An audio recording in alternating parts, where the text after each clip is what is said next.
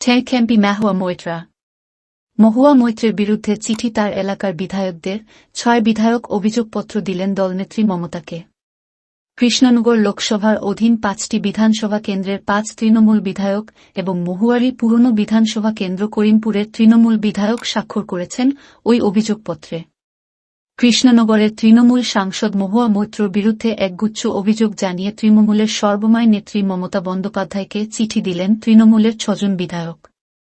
কৃষ্ণনগর লোকসভার অধীন 5টি বিধানসভা কেন্দ্রের 5 তৃণমূল বিধায়ক এবং মহুয়ারই পুরনো বিধানসভা কেন্দ্র করিমপুরের তৃণমূল বিধায়ক স্বাক্ষর করেছেন ওই অভিযোগপত্রে।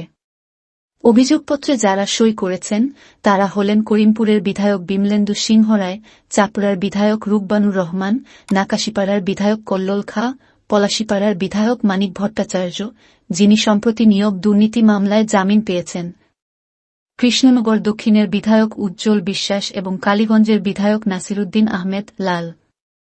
মহুয়ার বিরুদ্ধে লেখা ওই চিঠিতে সই নেই তেহট্টের তৃণমূল বিধায়ক তাপস সাহা এবং কৃষ্ণনগর উত্তরের বিধায়ক মুকুল রায়ের, যিনি অসুস্থ অবস্থায় গৃহবন্দী।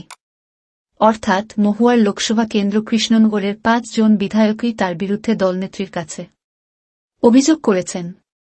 তাদের সঙ্গেই অভিযোগ করেছেন করিমপুরের বিধায়ক, যে বিধানসভা কেন্দ্র কৃষ্ণনগর লোকসভা নয়, মুর্শিদাবাদ লোকসভা কেন্দ্রের অন্তর্গত, যদিও এলাকাটি কৃষ্ণনগর সাংগঠনিক জেলার অন্তর্গত। সংসদের শীতকালীন অধিবেশন চালু থাকায় মহুয়া আপাতত দিল্লিতে। তার সঙ্গে ফোনে যোগাযোগের চেষ্টা করা হলেও এই প্রতিবেদন লেখার সময় পর্যন্ত তাকে পাওয়া যায়নি। মহুয়ার বক্তব্য পেলে তা এখানে উল্লেখ করা হবে। তবে পাশাপাশি এই বিষয়েও নজর থাকবে যে অভিযোগ পাওয়ার পরে মমতা মহুয়ার সঙ্গে কথা বলেন কিনা বা মহুয়া নিজে এই বিষয়ে কিছু বলেন কিনা।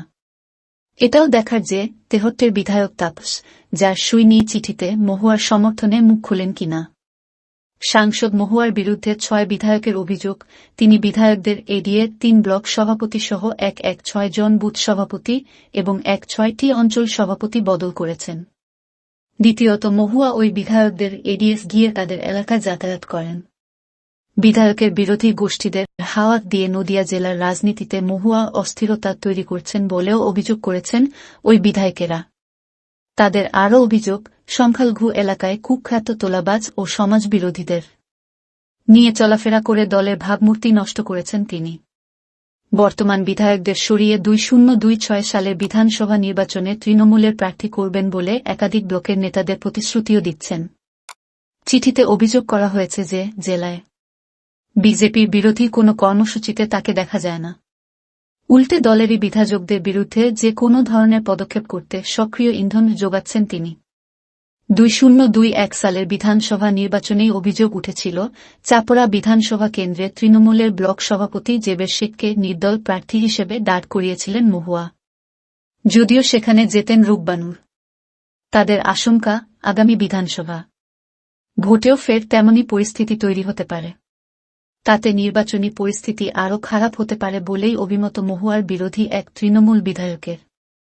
মুখ্যমন্ত্রীর পাশাপাশি অভিযোগপত্রটি দেওয়া হয়েছে তৃণমূলের রাজ্য সভাপতি সুব্রত বক্সিকেও। তৃণমূল সূত্রের খবর, বিধানসভা অধিবেশন শুরু পরেই মহুয়ার বিরুদ্ধে মৌখিকভাবে ওই সমস্ত অভিযোগ করা হয়েছিল দলীয় নেতৃত্বের কাছে। তখনই ওই বিক্ষুব্ধ বিধায়কদের বলা হয়েছিল দলের সর্বোচ্চ নেত্রীর কাছে লিখিতভাবে অভিযোগ জানাতে। সেই মতোই বৃহস্পতিবার ওই অভিযোগগুলি লিখিত আকারে জমা দেওয়া হয়েছে।